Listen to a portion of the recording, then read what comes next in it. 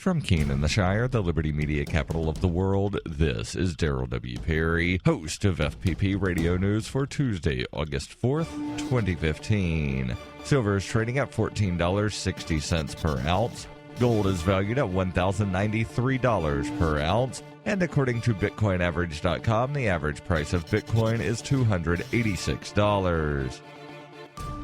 Antiwar.com reports pro-Saudi forces in southern Yemen yesterday overran and captured the important military base of Al-Anad, just 60 kilometers from the southern port city of Aden. The base is the largest and one of the most strategically located in Yemen and adds to the pro-Saudi fighters' control over the area around Aden. Spokesman for the Hadi government in exile, which the Saudis are aiming to reinstall militarily in Yemen, claimed that they had killed dozens of Houthis in the fighting over the base and vowed to extend the ground war to liberate the surrounding provinces. The Hadi government resigned in January and most of its leadership is in Saudi Arabia. Some are talking up the idea of Aden being used as a new capital city in the interim, though their hold on the area remains tenuous enough that officials are flown in to tour the city but aren't setting up shop yet. Former Yemeni dictator Ali Abdullah Saleh, who ruled the country for decades before Hadi's brief reign, called on Hadi to be charged with treason for enlisting Saudi help and trying to control the country. Saleh has previously claimed the Saudis tried to bribe him at the start of the war, and Saudi warplanes destroyed his home in one of their airstrikes against Sana'a.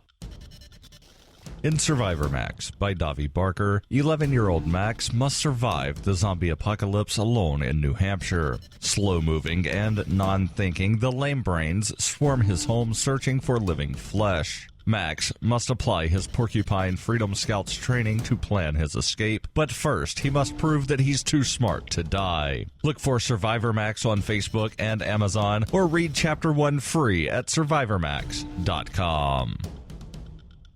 UPI reports 2 people were killed and another 15 injured on Monday when a circus tent collapsed in Lancaster, New Hampshire. Law enforcement told WCVB-TV in Boston the tent collapsed when a strong storm moved through Lancaster, New Hampshire. About 250 people were inside the tent at the time as the performance took place. WMUR-TV in Manchester, New Hampshire reported multiple fire departments responded to the scene, and the New Hampshire Emergency Operations Center was offering assistance to those who needed it. The National Weather Service had issued a severe thunderstorm watch for the region at the time of the incident, though emergency officials have not released the official cause of the collapse. The circus was being held at the Lancaster Fairgrounds.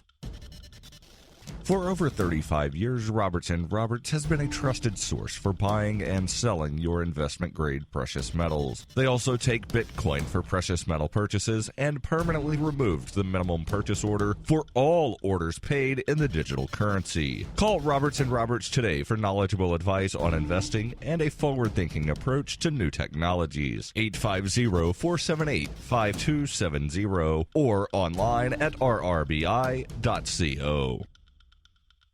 Reuters reports James Holmes, the Colorado movie massacre gunman, could face the death penalty after jurors found on Monday that aggravating factors, including the criminal nature of his crimes, counted far more than mitigating ones, such as mental illness. The panel of 9 women and 3 men will now hear from victims of the July 2012 rampage at a midnight screening of the Batman film The Dark Knight Rises. They will then deliberate on whether the 27-year-old shooter should be executed by lethal injection. After cautioning members of the public not to make any emotional outbursts in the small windowless courtroom near Denver, Arapahoe County District Court Judge Carlos Amor began reading the jurors' forms. Holmes, who killed 12 people and wounded 70 others, showed no reaction as the verdicts were delivered, staring straight ahead, hands in pockets. He has been mostly expressionless throughout the trial, which began in late April. Sitting in the public gallery, Holmes's father, Bob, put an arm around the shoulders of his wife, Arlene, and the couple bowed their heads together. The jury had deliberated for less than half a day on whether mitigating factors outweighed aggravating ones. If just one member of the panel had found that they did, the former neuroscience graduate student would have received a life sentence with no possibility of parole.